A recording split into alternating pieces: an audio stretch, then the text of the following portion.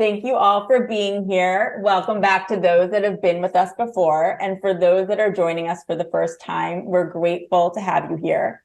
Each month in our Getting Unstuck series, we're digging into the beliefs that are holding you back. Most of these beliefs go back to your childhood, and you don't even know you have them. And while we call them beliefs, they are actually false ideas that we hold on to. There is energy associated with each of those ideas, and that energy can get trapped in your body. Over time, those old beliefs and all of that energy can keep us from moving forward in some aspect of our lives. Which brings us to Lizzi CUTLER. She is one of our favorite guides, energy healing practitioners, and all-around soul. Lizzi has created a life-changing technique called energy editing that's going to help release these beliefs right on out. Over time, those beliefs not only become lodged within you, they also turned into fears. This week, we're focusing on the fear of not being in control. And this is a big one. Not being in control can leave us feeling powerless and set us off in many directions, sometimes stopping us right in our tracks. We're going to address it all head on so that you can release it and move forward with confidence.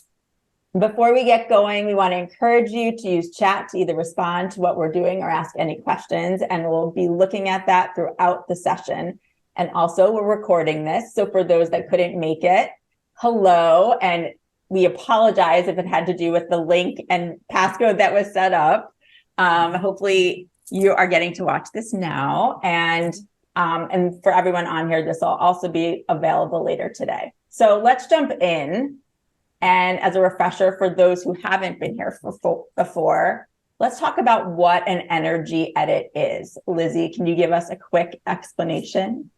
Yes, thank you for having me, and thanks to everyone who's here. So an energy edit is what I call, it's basically going in and finding out what your subconscious believes to be true about facts around the world. So the feeling that it's not safe to not be in control. When we go in and we edit that out, we're clearing that out of your vibration. So sort of based on law of attraction, the idea that the universe is responding to what we believe and what we vibrate on versus what we say. So even though we might say, I know there is no control, I know I don't have total control, your little inner child self is grasping with all of its sweet might to keep control. And so an edit is where we can go in and change our vibration in order to later change our reality. Well, and we have a good example of how we use that this week, right, Karen? Yes, as usual, I tend to be the example, which I don't mind owning at all. It's just about sort of being honest in where we are. And I think this whole subject, fear of control, it's big for all of us, especially I think for women in general, because it's what we're kind of trained to do. And for me in general, being in the balancing act of, a full-time corporate job that tends to add on. And it has been doing so more and more as I keep saying, I don't want to do this anymore. I want less of them. The more it seems to be piling on and on and on. And I was telling ROBYN and Lizzi yesterday that I felt waking up, I was like trying to ride a horse, like a horse that was running away at a top speed. And I was just kind of clinging on it for dear life. And so I decided to tune into one of Lizzi's meditations yesterday morning. And I did it very non-willingly. It was like sort of that last resort thing. It came up in my feed. It was 6:30. I had my first cup of coffee and I'm like, oh, all right. I'll just try it. And I was using the analogy. It's like taking vitamins. My mom sent me some B12 vitamins. She's like, Karen, you need it for your energy. And I'm like, that'll never work. And then you take the vitamin and then 30 minutes later, you kind of feel better. So I decided I was going to try this thing with Lizzi, and I did. And she can explain what that was as well. But what was so powerful about it is that I decided to go out for a run right afterwards. And again, not really thinking that this meditation was really going to do anything to make me feel better. And literally, I think maybe 10 minutes into it, and when I let go of thinking, I literally felt like the gear shifted in my whole body. And it went from like that grinding, like 4-wheel drive, trying to go up a hill to just like letting the gear go and just releasing that control. So it can make such a difference to do that. What are you going to say, Lizzie? I just want to add my 2 cents in here because Karen's being very nice right now, but the way she was saying it yesterday was also nice. She's like, Lizzie, I got to tell you, I thought it was bullshit, right? Like, it's not like I will try this, but there's no way in the world that this is going to do anything to me. And then it actually worked. And I was like, yeah, I know it works. Well, you have those days where it's just like, we talk about this, the reality of what we're doing and this work that we're doing, that we do believe, but there are days when sometimes you just can't get out of your own way. And and I want to like double down on that because I'm the practitioner here. And I started this whole work to prove that it didn't work. I jumped into a group program just to show this is total BS. And then it was working, and that sort of started the trajectory. But that's why I always try to say, I'm trying to wedge the gap or like mind the gap between woo and mainstream, because I get it. I get it that it feels like talking about your vibration and an energy edit and an energy healer and crystals. It's like, I have bills to pay. I don't care about your energy healing crystal, right? I have real stuff that I'm dealing with. So I say that all because the fact that you guys have shown up, whether you're listening to prove us wrong, let us know what works and what doesn't. We're all open to it. And just come in with a little bit of, all right, prove me wrong. Exactly. Right? Like, let's just see where this goes. Which actually, the other part of these edits is that it's subtle. And I think it's important to bring that up as well. Yeah. So when I'm doing this work in a one-on-one setting, we're doing a chunk of edits and then we wait 3 weeks because that work needs to process in order for your nervous system, for your inner child to get comfortable. Like, oh, you just asked me to not worry like 10%. So if I was worrying at a 90% out of 100, you're just asking me to worry 10% less. And I can worry 10% less and acclimate there and see that the world isn't going to fall apart. I can handle that. Then from 80%, I can go down to 70% and I can handle that. So it's like we're slowly turning a cruise ship. I used to say to people, this is like a lifestyle change versus the Atkins diet.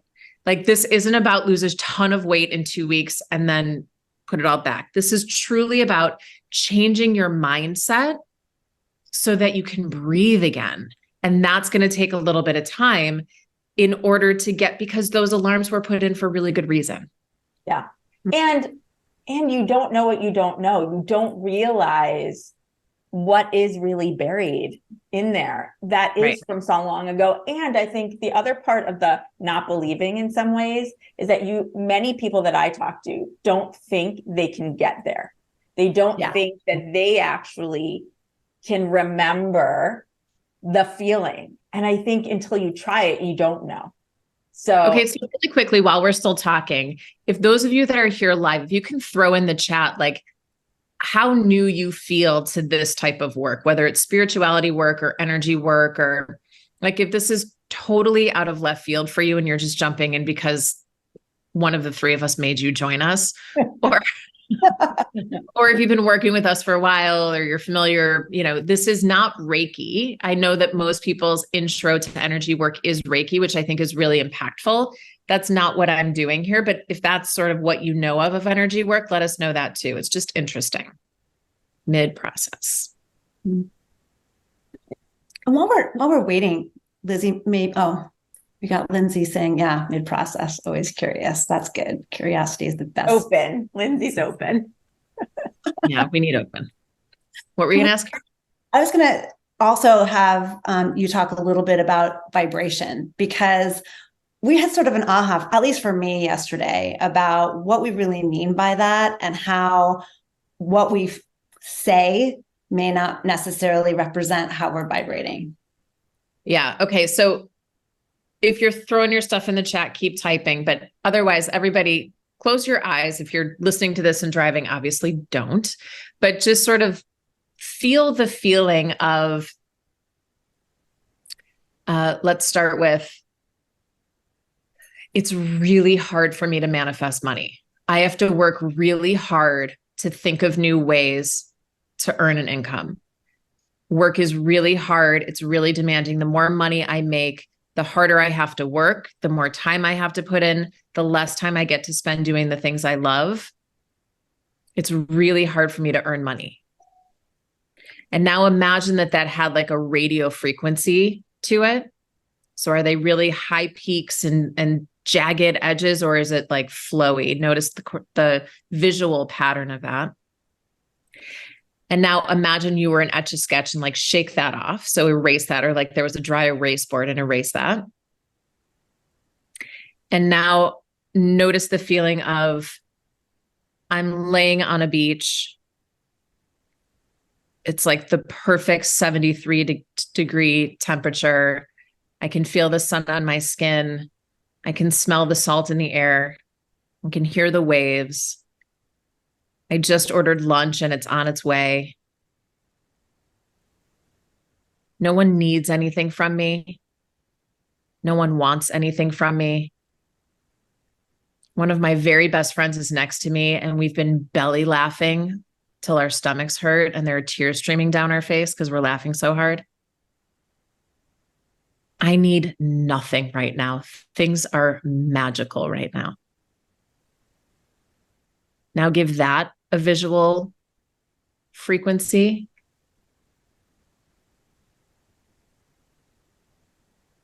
And hold on to that one and just gently blink open your eyes. Okay, so that's what I mean by vibration. There is a different vibration that our feelings trigger, and our thoughts are what trigger our feelings.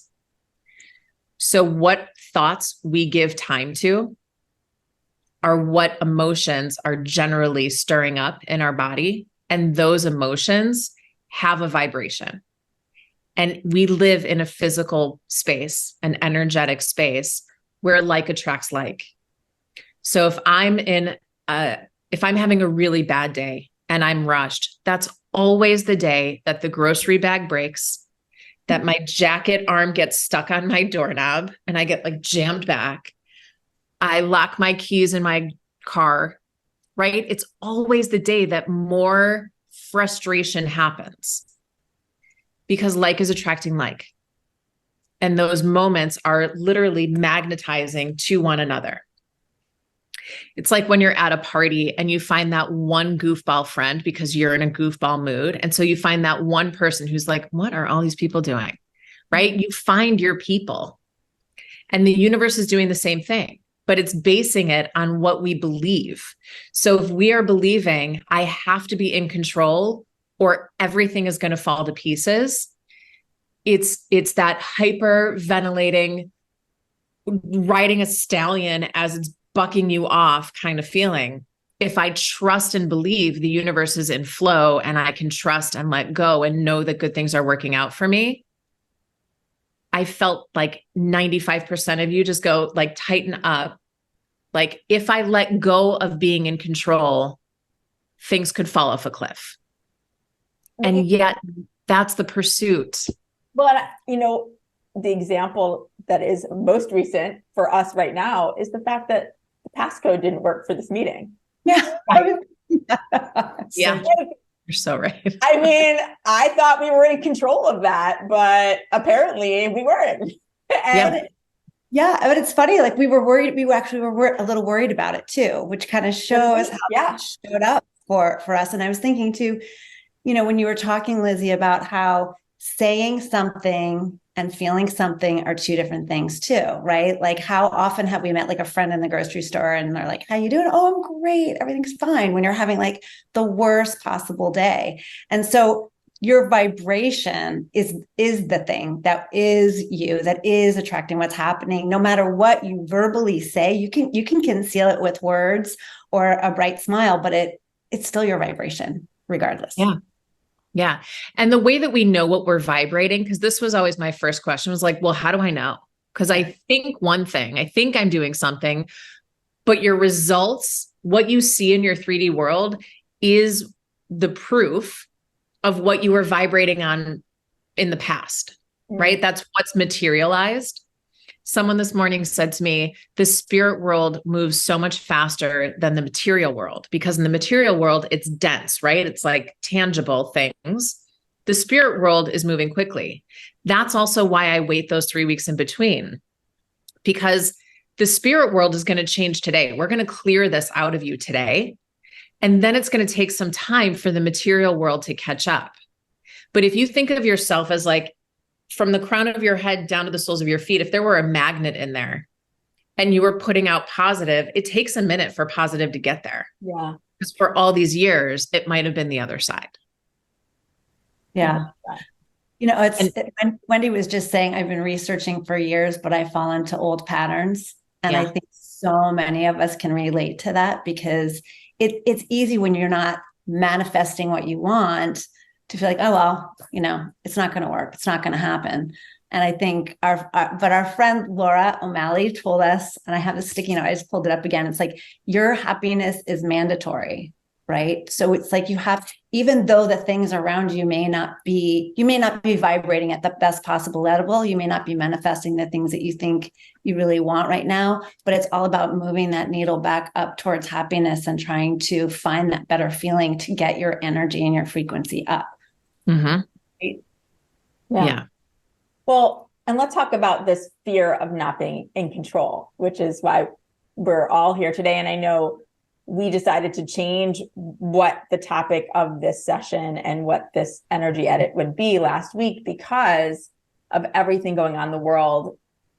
It felt even more pronounced than normal, because the truth is, we really are never in control. I mean, there's an illusion of control, but it feels even bigger. And we were talking about this week, which is because of that outside world, feeling like we really don't know what's going to be happening and what's going on and how is everything going to play out. And it feels horrible. Because so many of us are paying attention, and it doesn't matter what your views are. It's just, you're feeling that energy, and then it then impacts you personally. And you start to recognize trying to keep all this other stuff in your own personal life under control. And you can't. I mean, today is a perfect example. And so what do we do with that? And how do we release it? And where does it go back to? Because I feel like this is one that's going to take a while, because it's deep. Yeah. So for probably the past 15 years, every spiritual teacher, leader, intuitive that I saw kept telling me to surrender. And by the third time, I was like, you know, they would turn around and I would like give the big, like, fuck you. Like, I'm trying. I don't know what that means, right? The let it go is like, can be maddening to me. And what we need to recognize is, again, when you go back into that inner child, that like 6, 7, 8-year-old version of ourselves, the feeling of being out of control, the feeling of not being in control feels like we're on the cusp of death. It feels like our survival is at risk, right? If our parents aren't fitting in with the other parents, and this could be like huge trauma to, like, when I look back at my childhood, I don't think that I had extreme trauma, but then when I like sift through and I dig through a little bit, I can see how a child would interpret it as traumatic, right? At a certain age, I had all my friends line up and they each said a word and they said, we don't want to be friends with you anymore. And I can't tell you how many girls I've worked with that had some kind of an experience like that, where like they got to school one day in middle school and suddenly everybody was against them and they didn't know what happened. Right. So for me, the fear of, I might not know to anticipate something bad happening. And if I can stay in a little bit of control, it won't catch me off guard like that. I'll be able to like stop it before it gets that bad. It's the whole wait for the other shoe to drop.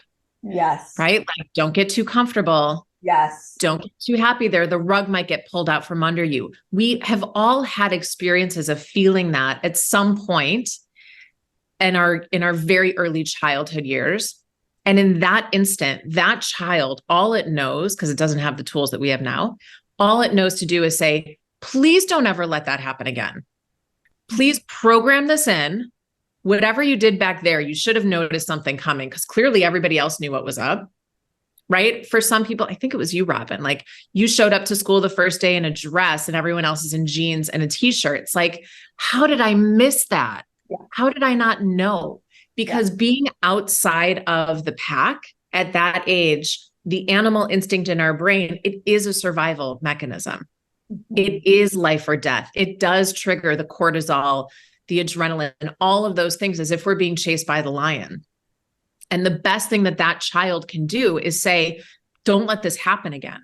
Mm-hmm. So anytime we even get close to something like that, we send out that fight or flight and think, okay, how do I not speak up that quickly, stay in the middle of the pack, hold back a little bit, don't be so big, and most certainly have control of the situation. Ask what's going on, check in with a million people, have anxiety about the future, because if I'm not, I might miss it. Mhm.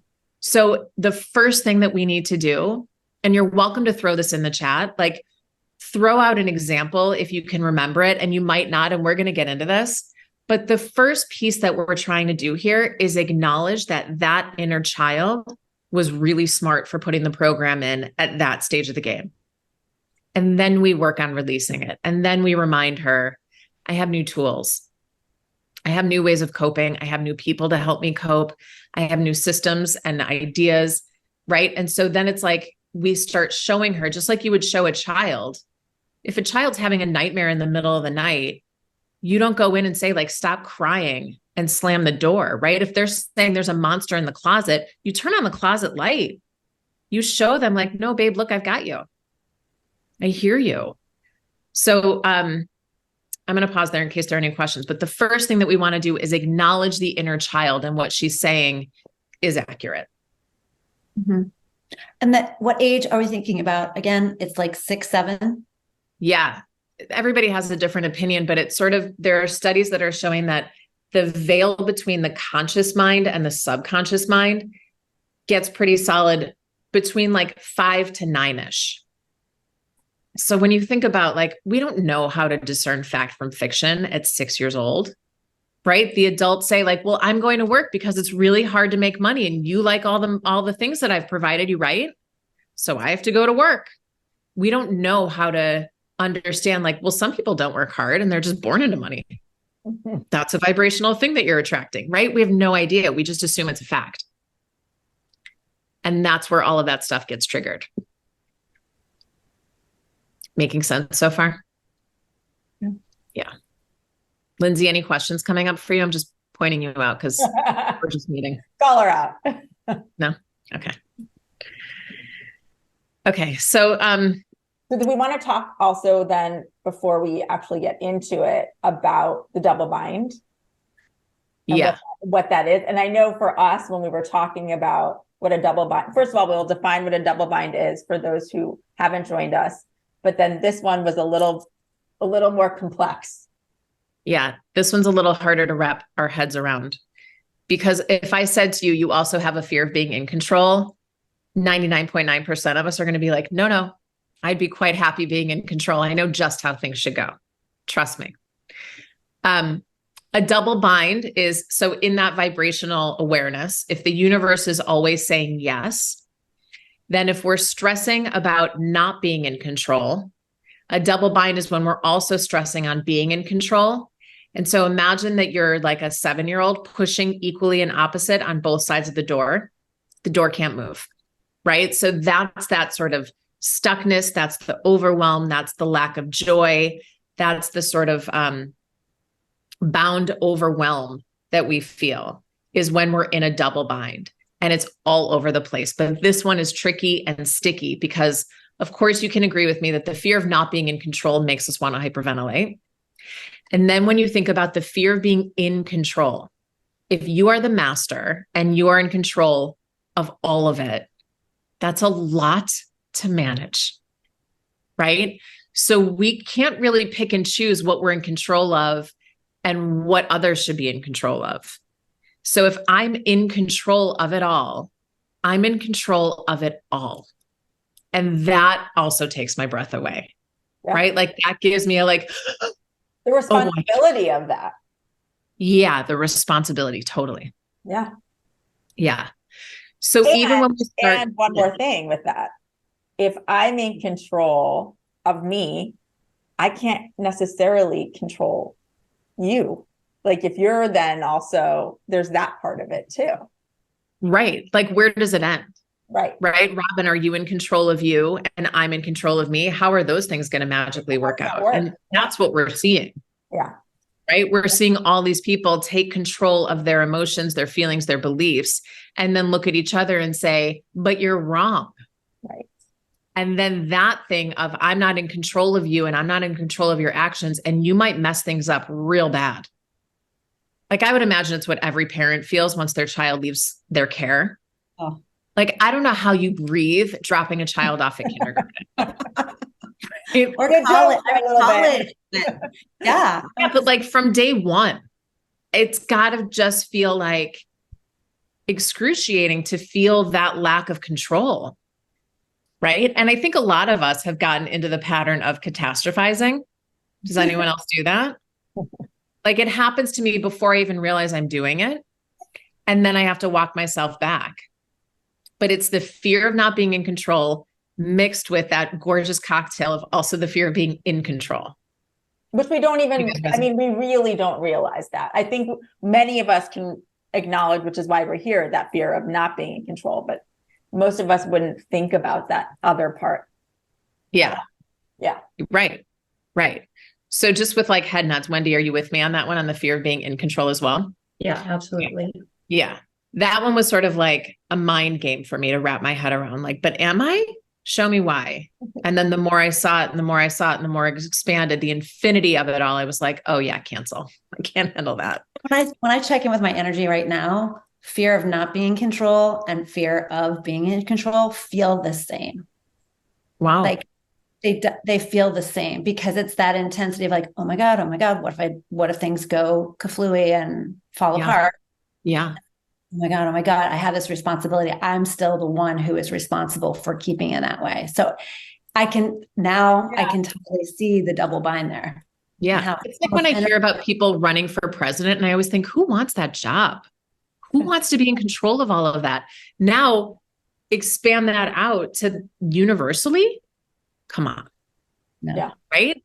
It's a lot. So that's the piece of, I don't know why I don't remember much from high school physics, but that piece of like equal and opposite forces, it doesn't move. Mm-hmm. Right. Right. It's playing tug of war or it's pushing on both sides of the door. Nothing moves. So that feeling that we feel of why isn't this shifting? Why isn't it moving? Why isn't it changing? Because anywhere it goes, the universe is saying, okay, here's more.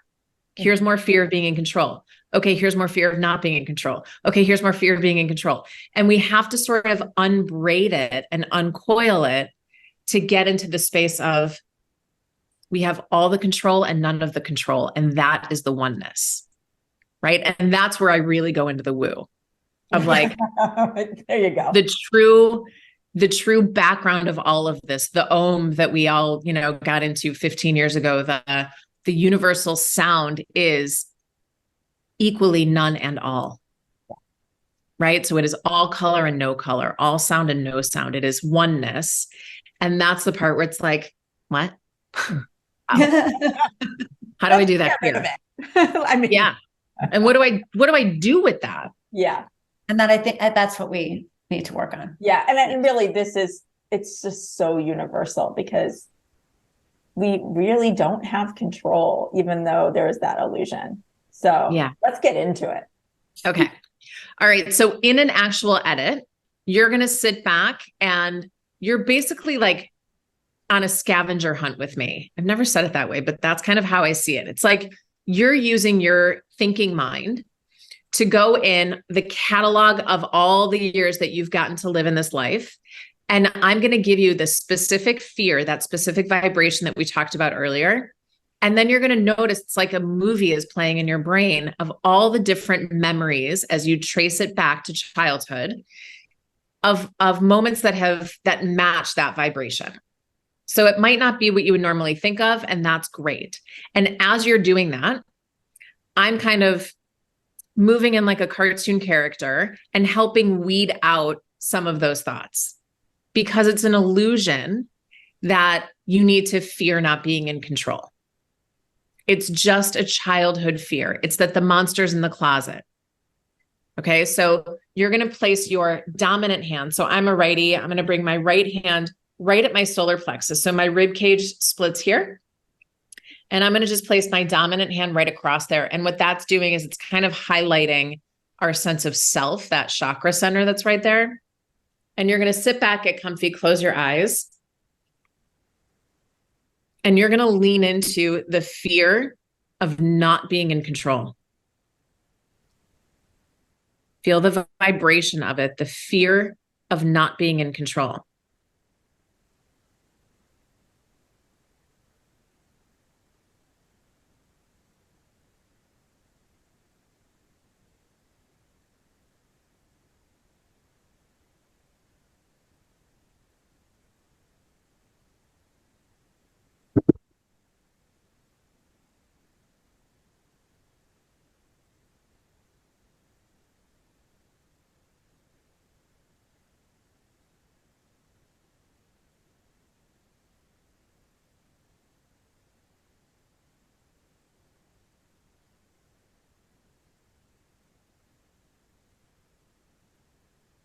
The fear of not being in control.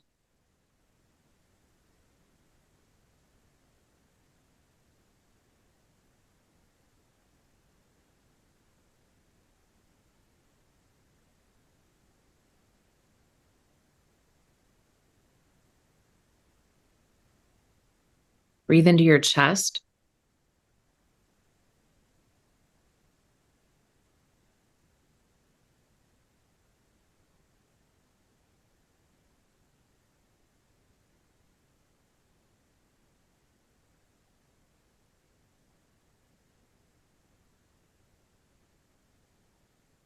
And if you haven't yet, go back to your 20s.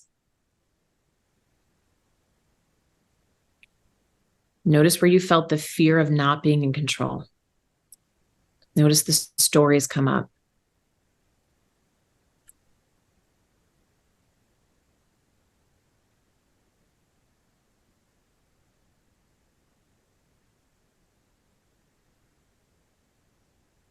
Go back to being in high school.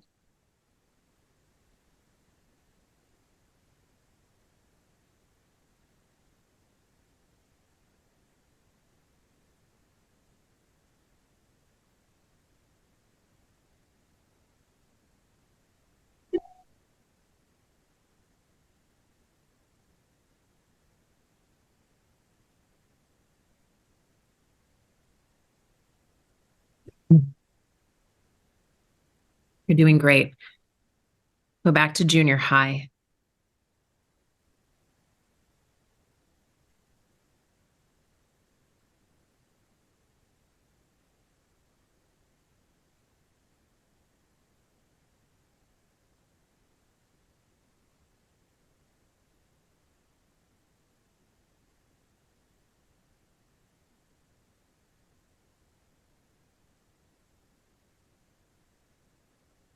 Go back to middle school and grade school, the fear of not being in control.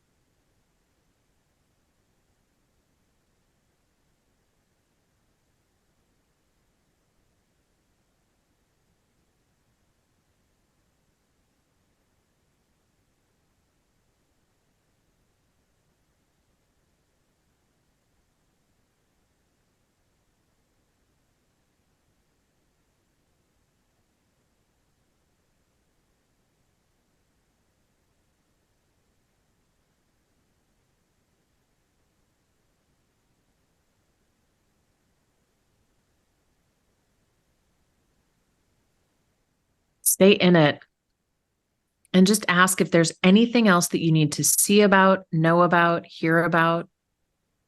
Ask what the adults around you were saying and thinking and feeling. What did you learn about not being in control? Ask if there's any other info you need in order to fully release this.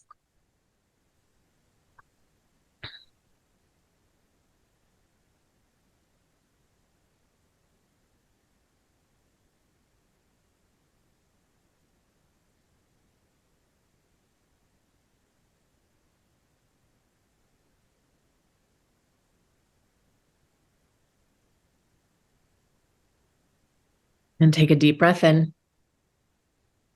Exhaling, let it go.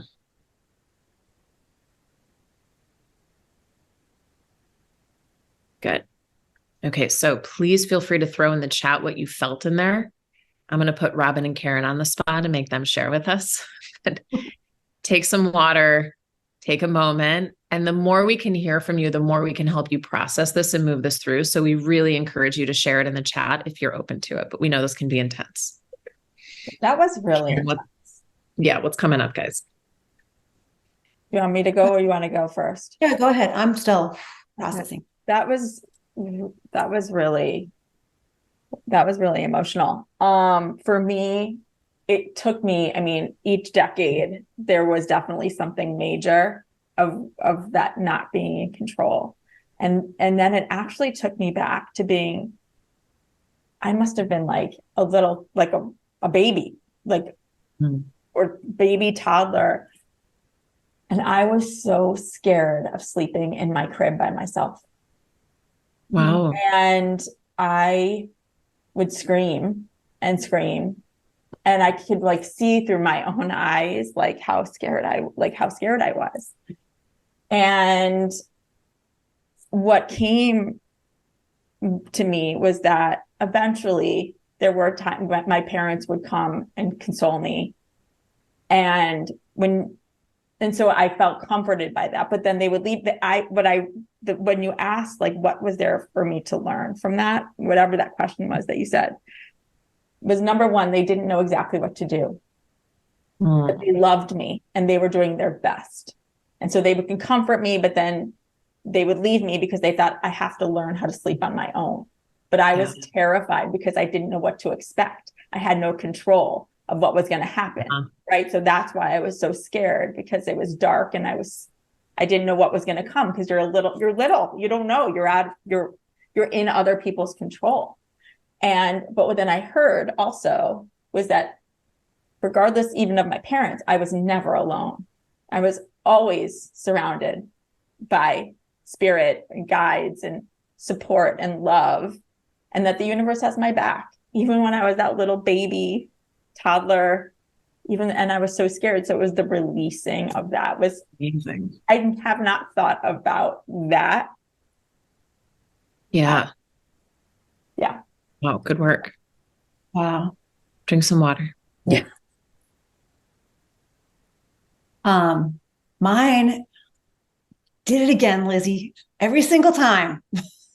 I think there's nothing for me to know. And then something comes up and I'm like, oh yeah, that makes sense. So I went back, just like Robyn, like so many milestones in my life where I haven't had control, my son's illness, my sister's death, my first husband walking out the door, like just so many things that have happened where it's like, what do I do with this? I've never had to deal with this before. But having to take control of the situation, to having to be in control of the situation, not knowing, but knowing I had to figure it out because that was my responsibility.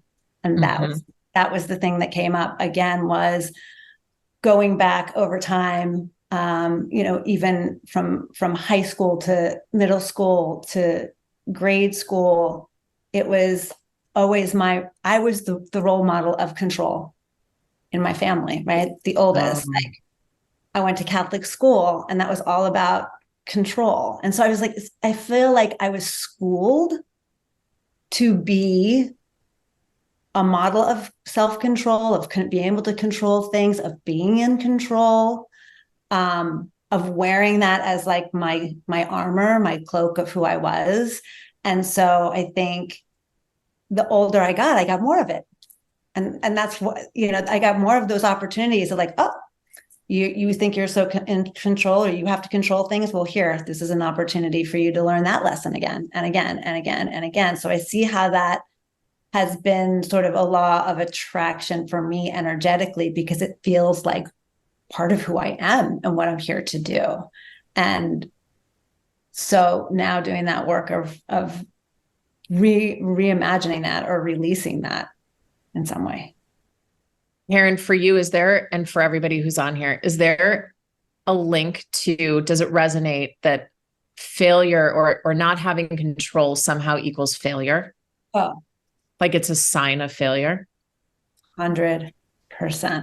Yeah. Because it's interesting, because for ROBYN, that whole fear was like being in danger. Yes. Right. And for Karen, yes, the vibration behind it is acceptance and value and worth, and which is also value, which is also stability and security. But it's so much more based on, will I be accepted? Will I be loved? Will I be okay? Because what goes in most of these edits that I do, it's such a trip. It always goes back to the fear of being alone. Yeah. It's like the disconnect from being connected to source is so painful in the human 3D ego mind. It's so terrifying that, and like the animal instinct in us, there was this really cool book that I've told you guys about a million times, but it's called The Female Brain. And in it, this neuroscientist woman, her name is Lorraine, and I'm blanking on her last name, but she talks about how at that age, at that really pivotal age, that as cave girls, we experienced the knowing that if you were outside of the pack, you were more likely to be picked off by the mountain lion or the caveman, right? You were more likely to not survive. You were going to freeze to death. There wasn't going to be enough food for you if you weren't in that pack.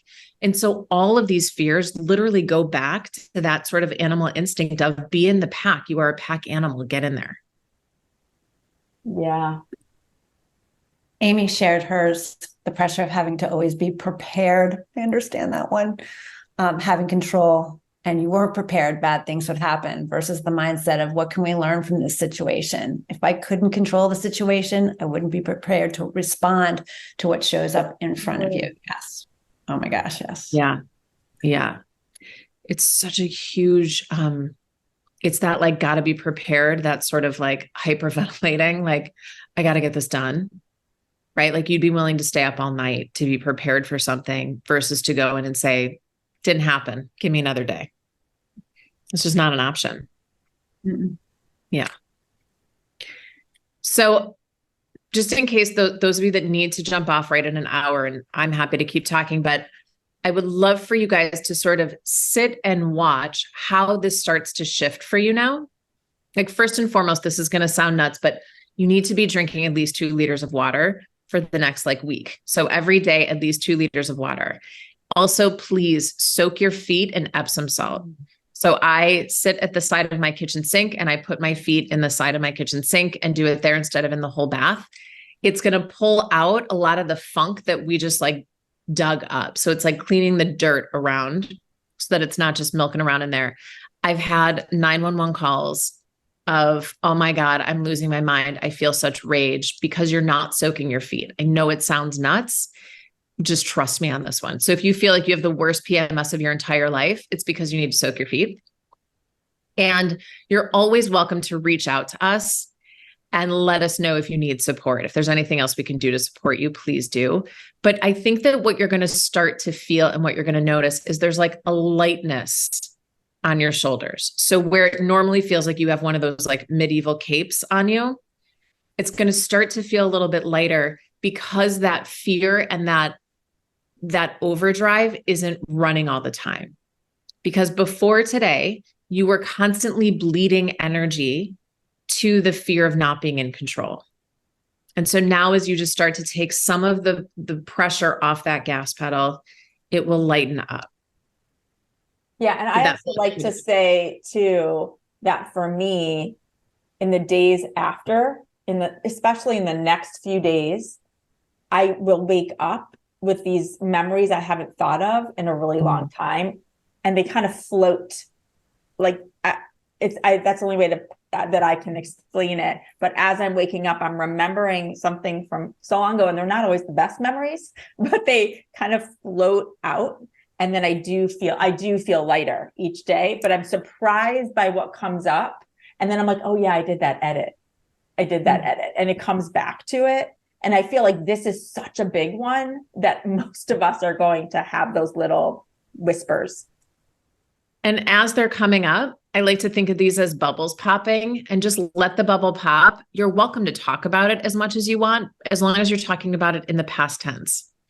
So you can call each other, you can call us, and you can let us know, like, oh my God, this memory came up because I had a fear of being in control or of not being in control. So you're always going to talk about it in past tense because we don't want to program it back in. Lizzi, can you also share your meditation that I was talking about at the beginning? Because that could also, it's so short, but it's so good and effective. So it's actually on my website. It's free. It's on my website. It's called the Free Laser Clearing. And what it is, so the one that you're going to get on the website is like a nice recording of it, but I'm going to walk you through it. You want to imagine just a sheet of like a laser beam above you. So just a sheet of white light, flat, and it's going to start moving through you like a French press, scooching down. And I sort of set the intention when it's up here, like, okay, anything that's not mine and anything that isn't serving my highest good, it's got to go. Take it off of me, release it from me. And then I start moving it down through my body, and I can go slow and really go inch by inch. Or if I don't have time, I just shoot it right through me. So move it through. And then I sort of imagine like I'm folding up like a pouch or a blanket. I like take the corners and put them together, and then the corners, and bunch it up into a little sack. And I tie a nice ribbon around it, and I scoop it up, and I offer it up like 45 degrees above me. And I just ask my guides and the universe, this wasn't mine. It's not, I don't want it. Please take it back to someone who needs it. And then I watch it like turn into just dust. So it's moving away from me. It's off of me. And again, prove me wrong. Try it and see if it works. Totally do this with kids. This is a really easy thing to do with kids if they've had a bad day or they wake up in a bad mood. Like, you know what? We're going to clean you off. You don't have to get in the bath. You don't have to do anything. We're just going to imagine the white light is cleaning you off. And it's going inside your body and all around you, so that then you're nice and you're clean and you're clear. The other thing that I really like to do, especially as all of this fear, it's like you can sense the fear vibrating around us right now. Number one is be mindful about how much news you're watching and how much you're taking in. And when you start feeling like you've been slimed, turn it off. It's not going to help you any, and you are allowed to not engage with it. You're not a bad person for not engaging. Be mindful about how much you're talking about it in the details and the did you see and oh my God and this and the stories. Be really mindful. If you are engaging in those conversations, do the laser clearing really quickly. And then I also imagine a ball of white light in the center of my chest. And the same thing, I expand it out as if it's cleaning me out from the inside out. And then I hold it around me like a foot around me. And I call that the Glenda bubble of white light. So it's like I'm floating around in a Glenda bubble. And then I can be compassionate, I can be kind, I can be present, but nothing's getting through that bubble, because it doesn't help anybody for me to be in the hole with them. And I just want to also point out that those things, and definitely do the meditation on Lizzi's site, which is LizziCutler.com, Lizzi, Cutler.com with a C. But also what we talked about is that you can, once you get it down and just how you explained it, you can do this in 30 seconds. Like you can do it very quickly. You can do it wherever you are. It's free. We can all do it and it works. But again, as Lizzi said, prove us wrong. Yeah. I imagine the bubble one, like blowing up a bubble. Like it takes me 3 seconds to blow a bubble. I just poof, it's out there. And then I'm cleaned, I'm protected, it's done.